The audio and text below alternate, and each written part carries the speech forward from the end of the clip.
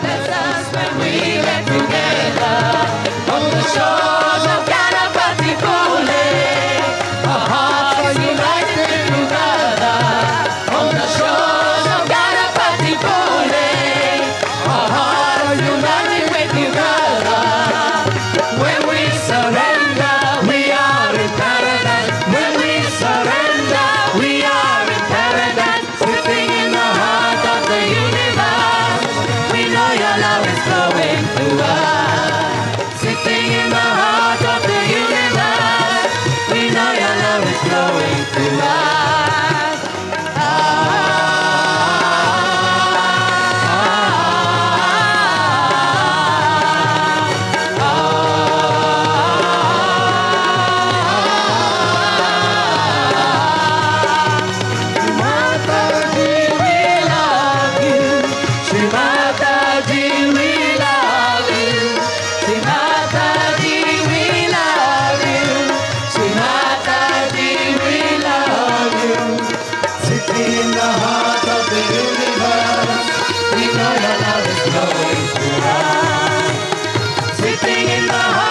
the universe, we know your love is flowing through us. स्वागत आगत स्वागतम स्वागत आगत स्वागतम हम सब करते स्वागतम हम सब करते स्वागतम।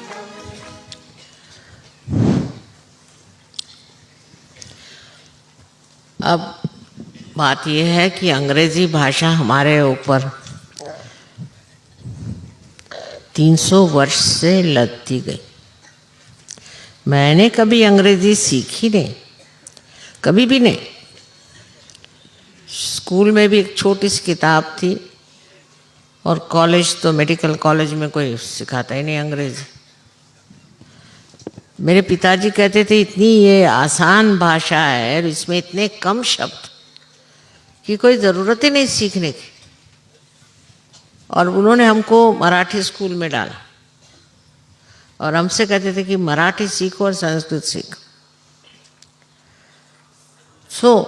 मैं संस्कृत भी मैंने कभी नहीं सीखी और हिंदी तो कभी भी नहीं सीखी। कोई सवाल ही नहीं उठता।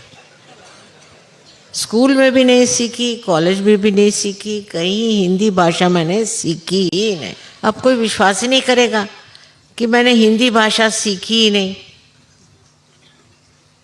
लेकिन पढ़ने का शौक, अच्छी अच्छी किताबें पढ़ने का शौक, उसी से हिंदी भाषा आ गई। पर शुरुआत में मेरी भाषा बहुत संस्कृत से क्लिष्ट थी, बहुत। क्योंकि महाराष्ट्रियन लोग वैसे ही बोलते हैं, महाराष्ट्रियंस को रोज़मर्रा की हिंदी नहीं आती। वो जो हिंदी भाषा बोलेंगे उसमें आधे से ज़्यादा तो संस्कृत शब्द और बचे खुचे मराठी शब्द।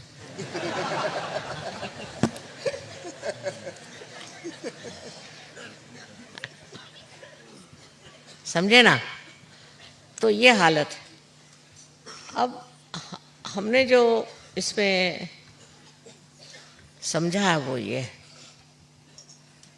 कि भाषा का भी एक वरदान होता है। जैसे संगीत का होता है, कला का होता है, ऐसे ही भाषा का वरदान होता है और उसी से लोग बहुत सारी भाषा बोल सकते हैं।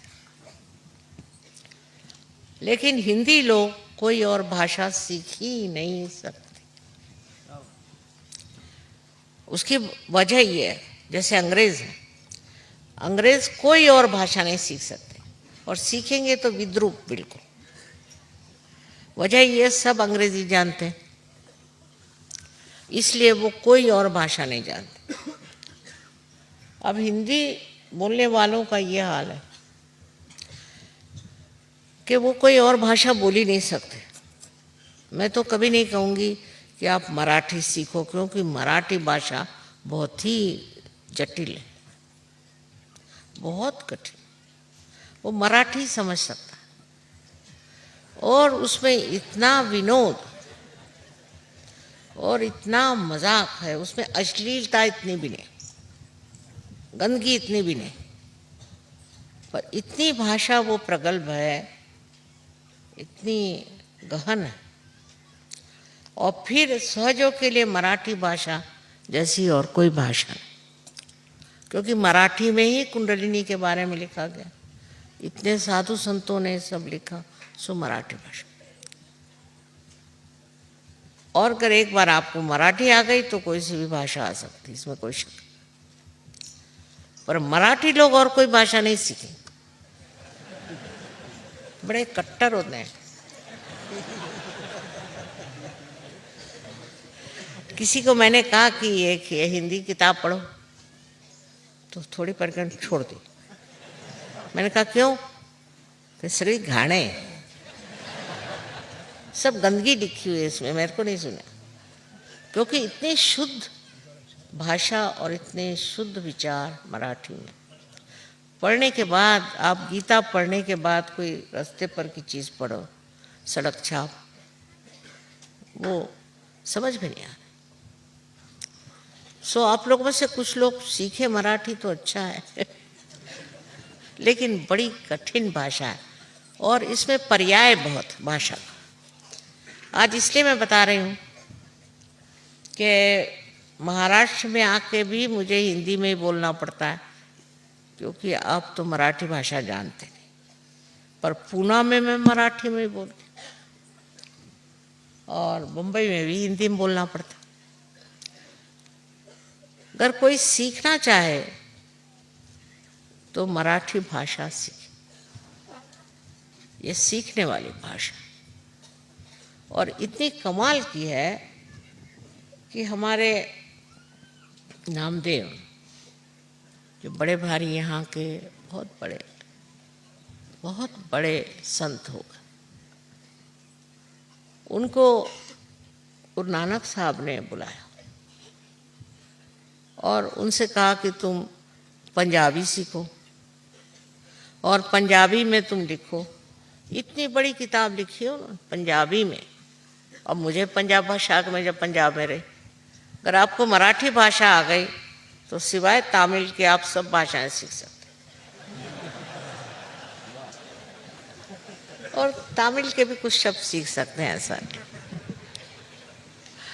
इस प्रकार इस देश में जबकि 14 भाषाएं सरकारी भाषाएं, we have, will be surprised, 14 official languages in this country. So मैं ये कहूँ कि अगर मराठी आप लोग सीख लें तो आपको 14 में से 8-9 भाषा तो आ ही जाएंगे।